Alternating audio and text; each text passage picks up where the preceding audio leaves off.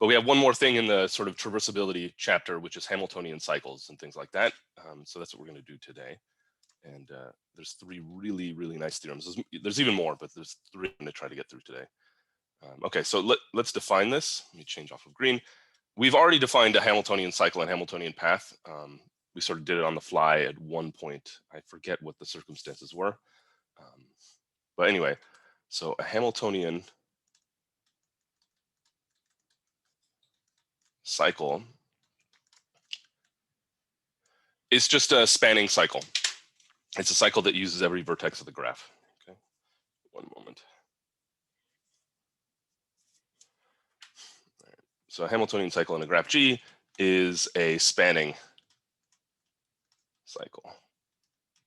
Remember, spanning means that uses every single vertex. So i.e. Is of, you could say, length the number of vertices of G, right? It's the longest possible cycle that you can have in a graph. That's a Hamiltonian cycle, okay? And then a Hamiltonian path is just a spanning path. So it has one less edge than a Hamiltonian cycle, but it uses every single vertex, okay? So it is a spanning path, okay? If you add an edge to the endpoints of Hamiltonian path, you obviously get a Hamiltonian cycle. However, a graph may contain a Hamiltonian path and not contain a Hamiltonian cycle. The reverse, of course, is impossible. If you have a Hamiltonian cycle, you will have a Hamiltonian path. Removing any edge from it gives you that. So one thing to note here is there's no simple characterization for when a graph has a Hamiltonian cycle or not. In Euler tours, which were walks that used up every single edge, there were several easy characterizations. The easiest was just checking that all degrees were even. But also there was the cycle decomposition, and there was this every edge is in an odd number of cycles as well. These were if and only if statements.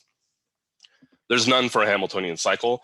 And in general, to determine whether a graph has a Hamiltonian cycle or Hamiltonian path, this is an NP-complete problem, one of the Karp's original 17 or whatever most famous ones. So it's unlikely we'll find a nice characterization, a nice if and only if, for the existence of them.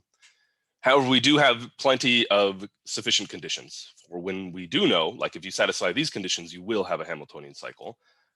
They're just not necessary. They're not if and only ifs. Okay. Let's draw maybe one or two quick pictures, although these definitions, fortunately, are very, very easy. Let's say we have this hypercube graph.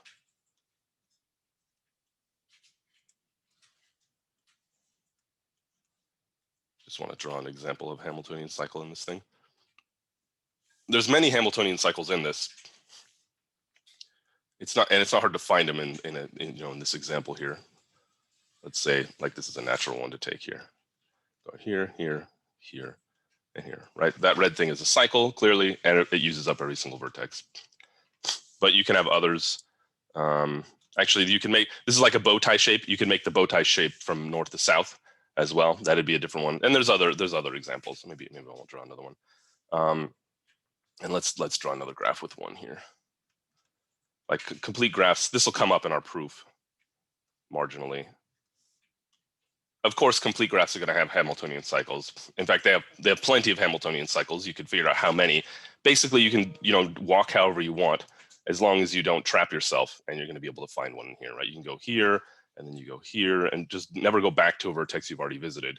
You'll always be able to continue walking and return. Okay, so this one also has Hamiltonian cycle, and this one does too.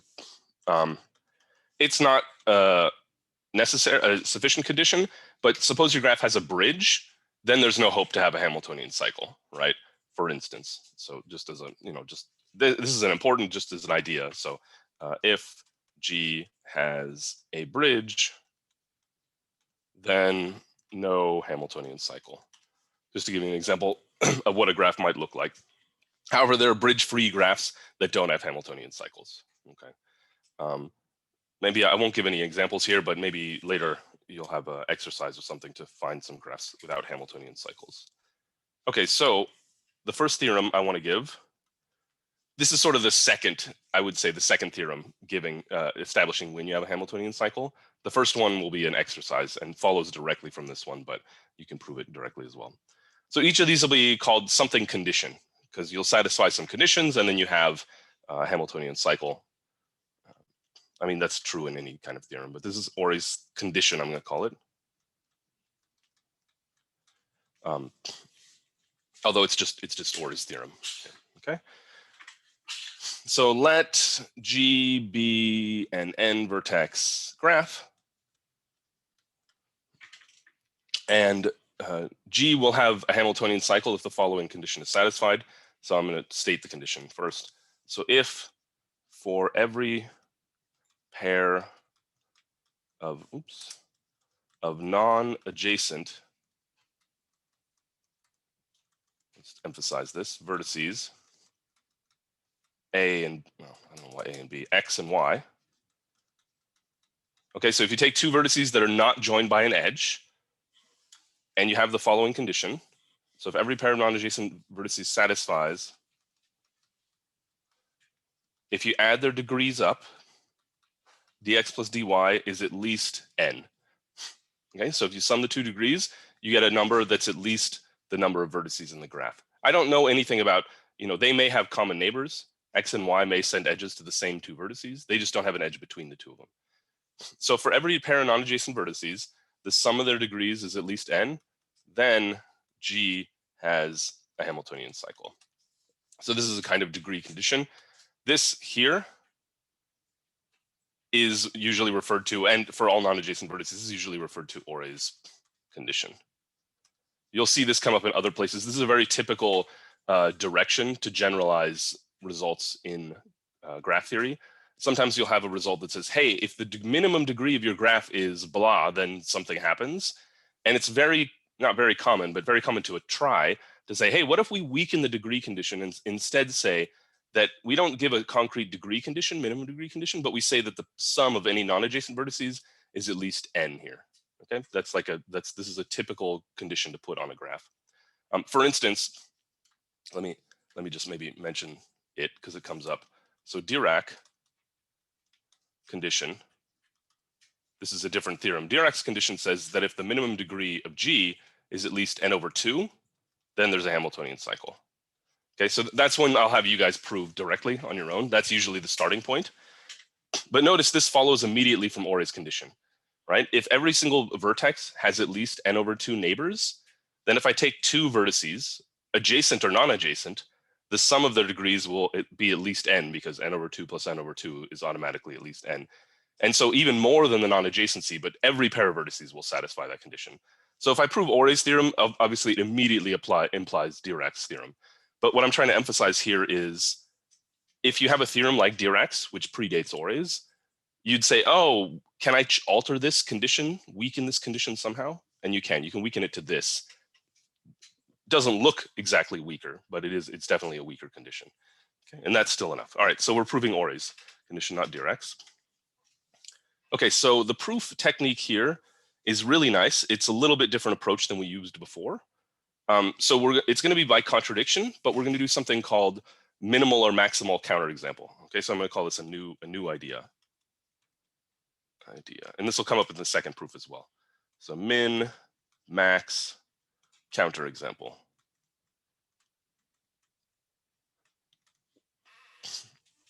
Okay, and generally this is an induction in disguise. Okay, or you can alter this to be an induction. Okay, so we've definitely seen proofs where we had like a min-max substructure, right? Take a longest path, take a smallest component, things like that, and work with these. This one's related to that, but it's a little bit different. And the idea is the following. So let's suppose that Ory's condition, Ory's theorem is false, right? So it's not true. And that means that if it's not true, there's a counterexample to it, right? There exist graphs that satisfy the condition and don't have Hamiltonian cycles.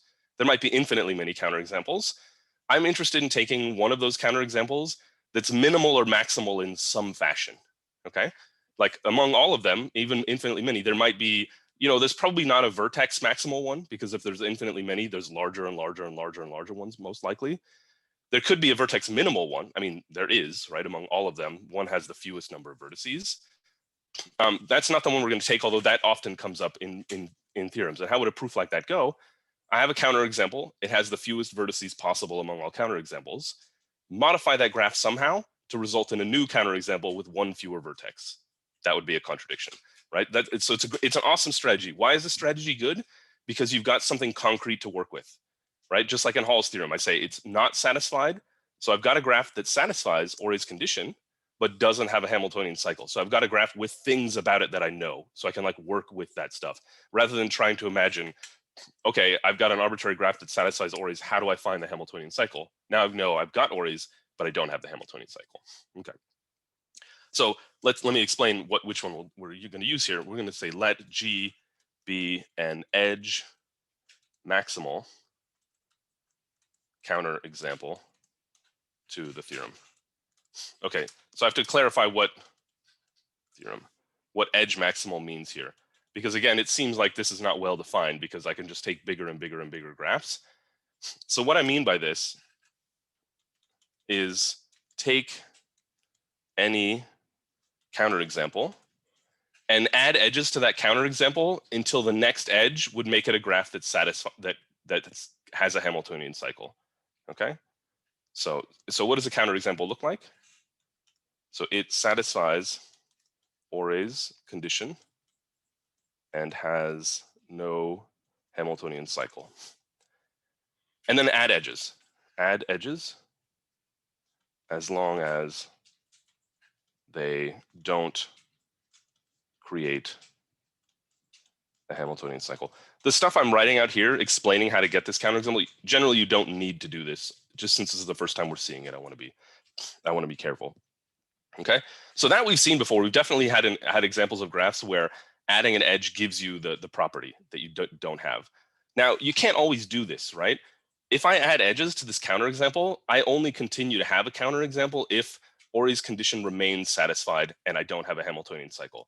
If I add an edge and then destroy Ory's condition somehow, then it's not a counterexample anymore. It's just a graph that doesn't satisfy the condition and therefore doesn't need to have a Hamiltonian cycle. But here, if I add an edge to a graph, does Ory's condition remain true? Yeah, clearly, right? Adding an edge can only increase degrees. And moreover, it actually makes the requirement even less because it's between a pair of vertices who you demanded some of their degrees be at least n. I add an edge between them, and now I don't even care about their degree anymore. It still will be at least n, but like it's not even part of the theorem anymore. So adding edges is safe in that Ory's condition can't be broken by adding an edge. Removing edges, yeah, if I remove edges, maybe Ory's condition falls apart immediately. But the point is I can safely add edges to this graph until I get to a point where the next edge I add will add a Hamiltonian cycle. Okay, but all along Ory's will be satisfied. So the point is it's justified to say an edge maximal counterexample. Okay, so what edge maximal means in this context is adding any edge gives I'll call it a non-counterexample, right? It gives a graph that satisfies the theorem, right? That's what that is. Okay, and then from here it's really easy. So make the following observation. So the G is edge maximal, and adding any edge to it gives a graph that has a Hamiltonian cycle, right? So G plus E has a Hamiltonian cycle. So the question is, can I even add an edge to the graph? Right? Does it even make sense? Maybe my edge maximal graph can't even have edges added to it. What's a graph that can't have edges added to it? There's only one type of graph that you can't add edges to. The complete graph? Yeah, exactly, a complete graph, right? Well, a complete graph has a Hamiltonian cycle. So like our counterexample is not a complete graph. So there is a missing pair somewhere. So I can add that and I get a Hamiltonian cycle by the fact that it's an edge maximal counterexample.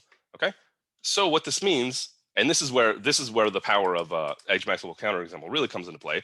This means that G contains a Hamiltonian path, right? Because if I add an edge, I get a Hamiltonian cycle. So the two end vertices of that Hamiltonian, where I added the edge, had a path in the graph already. Okay, so if I called this added edge E was X, Y, then there's a Hamiltonian path from X to Y. Let me illustrate. So here's X, here's Y. They're non-adjacent. If I add an edge between them, I get a Hamiltonian cycle. So it means that the remaining path from X to Y is a Hamiltonian path. Okay, that's useful. Now I've got a path here and every single vertex of the graph appears on that path, right? And I also know that X and Y are non-adjacent. Otherwise, that would be my Hamiltonian cycle. Okay. But I also know by Ory's condition that the degree of x plus the degree of y needs to be at least n, because x and y are necessarily non-adjacent, right? They're the endpoints of this longest path. Now, we've had some arguments before where we said, hey, look at x's neighbors.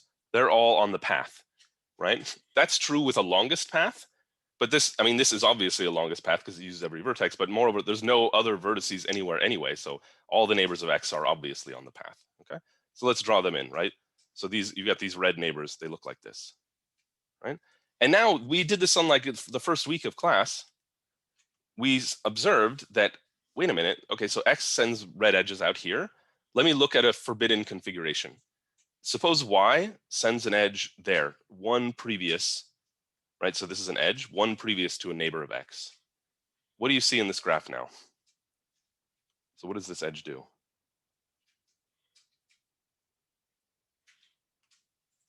This forms a Hamiltonian cycle, right? We've got a Hamiltonian cycle because I can walk from x to the blue vertex, jump to y, go back to this vertex here, and then go along the red edge, right? We saw this picture before in establishing the like a length of a cycle somehow in a longest path, but this thing forms a Hamiltonian cycle, okay?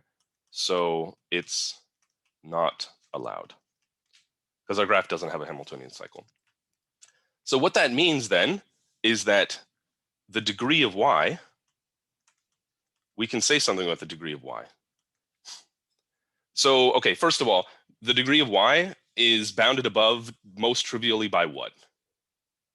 Like without any thought, forget about any conditions, the degree of a vertex is never more than the maximum. Yeah, okay, that's true. The maximum degree, we can even be more generous than that. It's not more than, yeah, Eric, this is a simple graph. Absolutely. Yeah, if it's not a simple graph, this proof doesn't work at all. Absolutely. So that's an issue. Yeah, so the degree of y is never more than n minus 1. No vertex is more than n minus 1.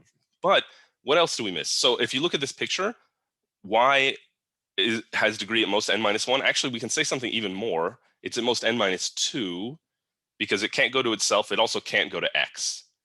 But I don't want to write n minus 2. I want to say something better than that. Notice for each of these red edges, and by the way, like this also can be considered a red edge, right? There's an edge going out of x on the path there. For each red, there's a blue vertex. The previous vertex is not allowed for y. Y can't go there, right? We just saw. For this red vertex, y can't go there. Y can't go there. Y can't go here. And then y also can't go to x, literally because of the first red edge going out of there. So each red edge forbids the possibility of a certain blue edge, okay? The one previous. By the way, the one previous may correspond to a red vertex at the same time, but that doesn't matter. So what that means is not only is my maximum degree n minus 1 because y doesn't go to itself, but I also lose the degree of x many potential neighbors, right? Each of one previous to a red edge is not allowed to be d of y. But what does this simplify to? This simplifies to d of x plus d of y is at most n minus 1. Uh-oh, that's a contradiction to the fact that they need to be at least n. So my proof is over, okay? Let me emphasize something. You can get a contradiction slightly differently. By not getting it numerically, you can argue that this thing here, and we've done this already earlier in the class, and I want to emphasize this because we'll use the idea in the next proof. This condition here guarantees the existence of a Hamiltonian cycle, because I could say, hey, if I have this, then the sum of these two degrees is strictly greater than n minus 1. So I get this forbidden configuration, right? I get this funny looping thing where I get, let me mark it in green. This thing here guarantees the existence of this plus this, and thus a Hamiltonian cycle, okay?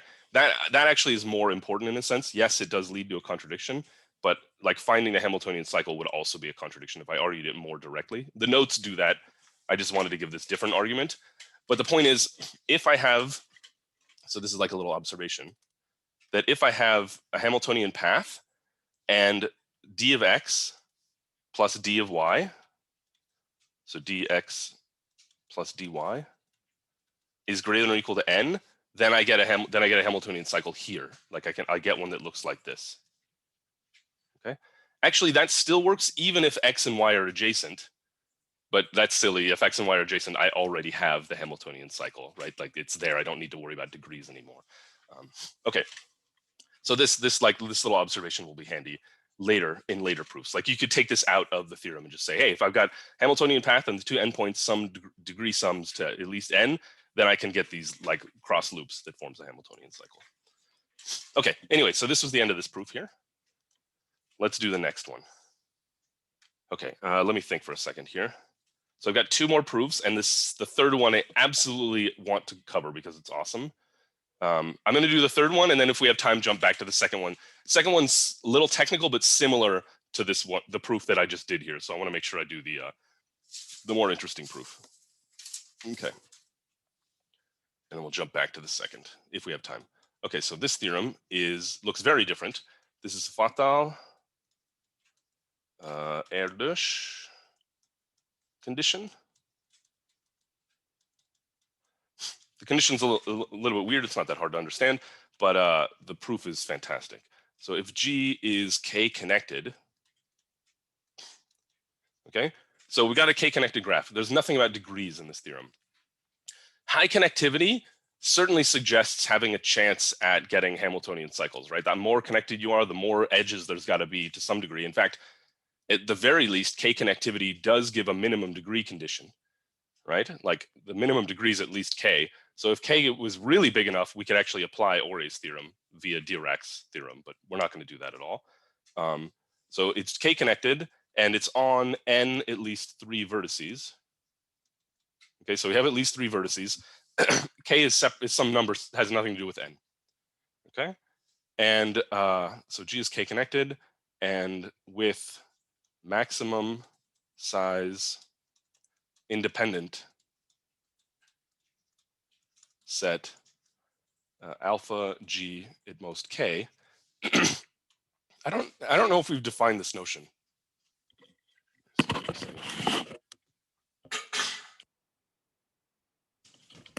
Yeah, it looks like we haven't defined it. Let me define this real quick. It's a very simple concept. An independent set of vertices is a set of vertices that has no edge among them. Okay, they're independent. So an independent set is set of vertices with no edge among them. Okay, alpha of G denotes the largest that value can take on in a graph, and we're saying that it's at most K. Okay, so like let's look at a quick example here. Let's look at the hypercube we saw earlier in the graph in the class.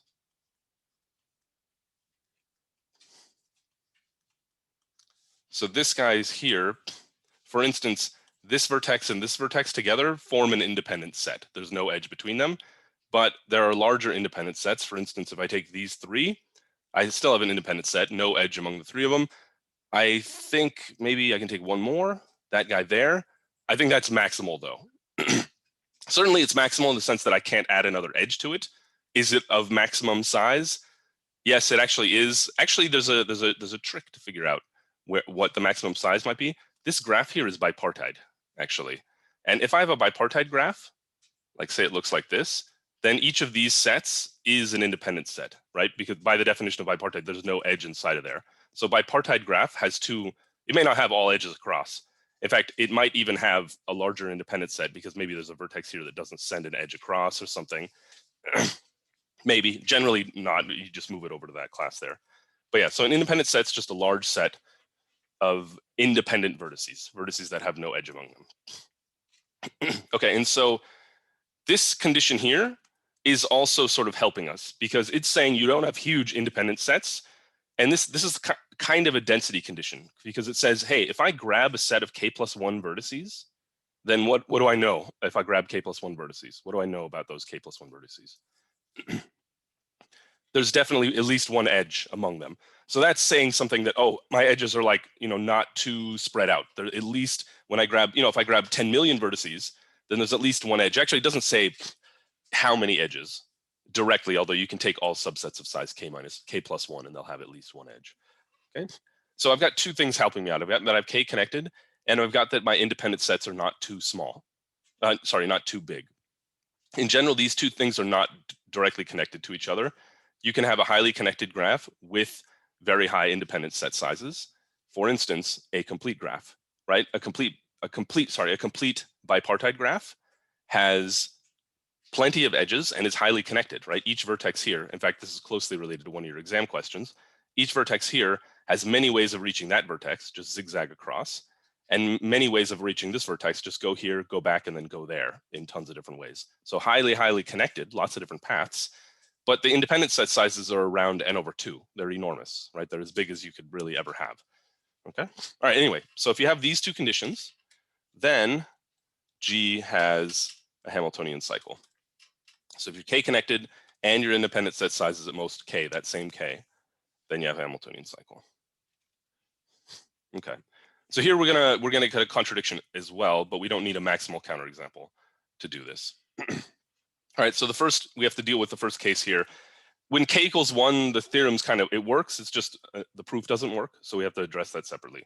So if K equals 1, then the graph is 1 connected, but keep in mind, that doesn't mean that it doesn't mean that you can remove a vertex and disconnect it. It means that it's connected, but it might be like 3,000 connected as well, right? Remember, being 7 connected doesn't say you're not 8 connected. It just means you're 7 connected and 6, 5, 4, 3, 2, 1, but you might be even more highly connected. So that's not too interesting, but this is.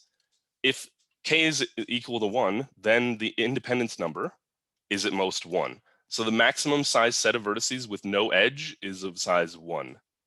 What does that mean about my graph? If I take 2 vertices, then there's an edge between them because there's no independent set of size 2. So my graph's complete, right? So this is actually a funny little condition. This implies G complete. And if I'm complete, then I definitely have a Hamiltonian cycle, right? We already discussed that earlier, but it's easy to find one. The connectivity is immaterial in this case. Okay, so we can assume K is at least 2. So K is at least 2. And this means that then the minimum degree, this was already true, but the minimum degree of G is at least 2, right? A graph that's K connected has minimum degree at least K. This was the first theorem we proved about connectivity. Yeah, okay. So it's at least K, which is at least, oh, what do I care about? Yeah, let me write it better. The minimum degree is at least K, which is at least 2 in this case here. Okay, now by, I don't have a name for this. Actually, well, it's by theorem 1.4. But I'll remind you of what theorem 1.4 says. Theorem 1.4 says that if you have a minimum degree at least 2, then your graph contains a cycle of length at least delta plus 1. All right, we proved that like the first week of class, and actually what was the proof? We just did the proof essentially in the last proof. It was very similar. It's take a longest path and then check that you have edges going back in, and one of them has to like form a cycle that's long enough. That was like, yeah, it was a similar idea. So by theorem 1.4, there exists a cycle of length at least delta of G plus 1, minimum degree plus 1. Okay, this theorem only works if my minimum degree is at least 2. I mean, that makes sense, right? If my minimum degree is 1, I might not have any cycles, period. But as soon as my minimum degree is at least 2, I definitely have cycles. Moreover, I have a cycle of this length here. So that's why we took care of this case independently, just so we could get this degree condition. Okay, let's even name the cycle. No, let's not name the cycle. So we will in a moment here. Okay. Okay. So now let C be a longest cycle in G. Okay, so we have cycles. We actually will use the fact that its length is longer than this, so we didn't just use the theorem to get the existence of a cycle. Okay. If C is a Hamiltonian cycle, then obviously we're done with the proof here, right? If the longest one's Hamiltonian, we're trying to find a Hamiltonian cycle. Okay. So there exists a component H in, let me write this a little different than I wrote in the notes, G minus the vertex set of C. And when I write this here, I'm trying to emphasize, if I throw away the cycle from the graph, then there's a component H left in the graph. C does not make up all the vertices of the graph. So if I remove C, there's still some vertices left. If there's still some vertices left, then there's at least one component H in the result. Maybe H is a single vertex by itself, whatever. There is something remaining. That follows from the fact that C was not spanning. Okay, and then from here, it's a bunch of nice pictures. So that means that here's C, and let me do this here. And if I remove C from the graph, I'm left with multiple components potentially, but here's H. That's one of the components. Again, H might be a single vertex, but H itself is connected, right? That'll be important. I mean, it's a component of the resulting graph. Okay, so what do we know? We know that the number of vertices on C, there's at least k plus 1 vertices, right? Because there's at least minimum degree plus 1 vertices, and the minimum degree is at least k, right? So there's at least k plus 1 vertices on this cycle here. There's at least one vertex in H.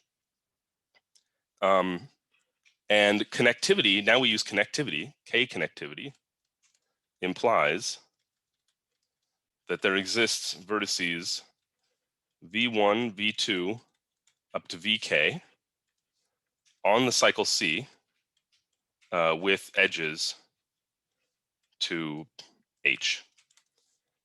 Let's think about this one for a second. So k connectivity means that I've got at least k different vertices here sending edges to H. Okay? Suppose I don't have that. Suppose I only have k vertices, say, for example, 3, say 3 is smaller than k. So I only have 3 vertices sending edges over to H. Then what happens if I remove these 3 vertices?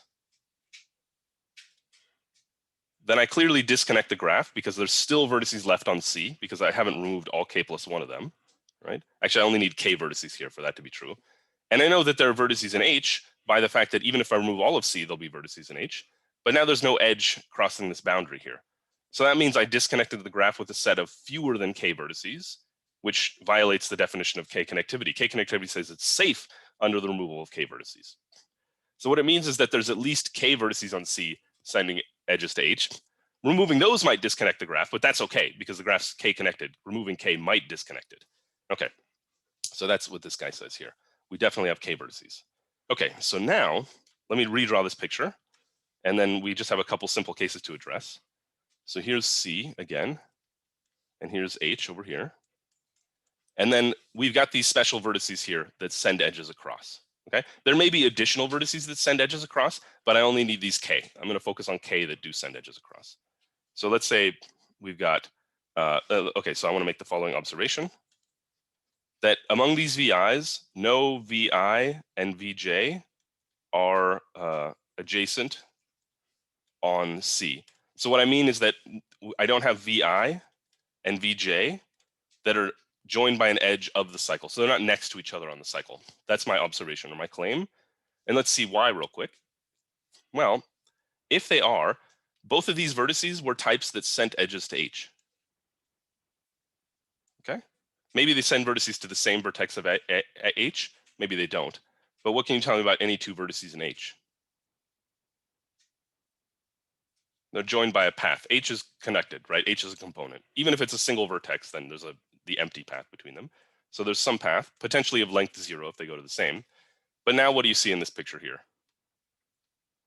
I see a longer cycle, right? This is a longer cycle. That's a contradiction. So if two are next to each other, then I get a longer cycle. You can actually say something even stronger, like if VI and VJ are farther from each other, then when they go over to H, the path between the two neighbors in H better be like shorter than the length between them on the cycle, because otherwise you can extend. But I don't need that. I don't need that. And furthermore, the reason I don't need it is it's possible VI and VJ both send edges to the same vertex, and then I can't lengthen unless they're next to each other. So that's the most that I could claim. Okay, so no pair VI, VJ are adjacent on C of these special vertices, right? So let's draw the picture yet again. So now here's C, and then I'm going to say V1 is here. V2 is not next to it. I'm going to name it here. Say I relabel them so that they appear in a cyclic order around it. I mean, it's natural, right? So V2 is here, V3 is here, and then eventually VK is there. Okay, and between each of these are at least one vertex. Okay, so what I'm actually going to do here is call the vertex after VI AI. I hate writing notation after notation, but like here. Okay, So what do I mean by after? Well, I mean, I need to introduce some ordering on the cycle, but I can just go either direction, doesn't matter. I'll just say, like, let's go clockwise. So the vertex after V1, that's going to be A1, okay? And necessarily A1 is distinct from V2 because V1 and V2 can't be next to each other. So A1 is not only well-defined, I mean, it was well-defined anyway, but the AI vertices I'm defining are distinct from the VI vertices. Okay, that's important, okay? So A1, A2, A3, and then AK, okay? So these are distinct from the VIs, okay? And now let's make an observation about them. So first of all, no AI sends an edge to H. Now, keep in mind, the VIs aren't necessarily all the vertices that send edges to H, but we just observed a moment ago, actually we could have made a more general observation, that no two vertices on the cycle next to each other send edges to H. Otherwise, we get a longer cycle. It was immaterial that they were these special vertices, VI and VJ, right? Any two vertices adjacent send edges across, form a longer cycle. So the AIs don't send any edges to H. So here's H. So there's no edge like that. And there's a second observation. No pair AI and AJ are adjacent. So there's no edge. Let me draw this in red here, and then we'll find a contradiction. There's no edge. This is example, but you know, it could AJ and AI and AJ. I say A1 and A3. You'll see when I prove this, it doesn't matter. So I claim there's no edge of this type either between the two of them. Why is that? That also leads to a longer cycle because I can then go V1 has an edge over here. Is it the right one? Yeah, V1 has an edge here and V3 has an edge here. Okay, say V1 is VI, the one previous, and V3 is VJ, the one previous to this guy here. And now I can get a longer cycle by, let's use blue here, by traveling as follows. Let's go start at A3, travel to V1, jump to H, take the path in H between the two green vertices there. Again, it may be empty, like maybe a trivial path, might be the same vertex, but there's something there. Then travel here, then travel here, then travel here. That's a longer cycle. It has at least one more vertex added from H. Okay, so otherwise there exists longer cycle, which is a contradiction, right? So if any AI and AJ are adjacent on the cycle, I can sort of take a detour across them and still get a longer path. And now we're almost done. So thus, A1, A2 up to AK are independent, right? They don't send any edges among each other. What is the maximum size independent set? We're allowed to have independent sets of size at a most K. That was the condition of the theorem. I just found an independent set of size K, so I don't have a contradiction. Anybody see how to increase this independent set size by 1? I can add one more vertex to this independent set. Anybody see it? One more vertex. The VIs are not good candidates because VI is always adjacent to AI, right? There's definitely an edge there. Where is there an edge in this? Yes, Jose, very good. Take a vertex from H. I said that there's no edge from the AIs to H. Now, H itself might be complete. Like I can't take multiple vertices from H because they have edges between each other. But if I take any one vertex, so say X in H, any vertex X along with those AIs, that's still independent. But this is K plus 1 vertices. So that's a contradiction to the independent set condition, right? Finally, we violated the independent set condition. So that's the end of the proof, okay? I think that one's great. It doesn't help us actually find the Hamiltonian cycle. Like I don't know how to convert this into an algorithm, but it's like it's really cool. I think it's a great one. Okay, good.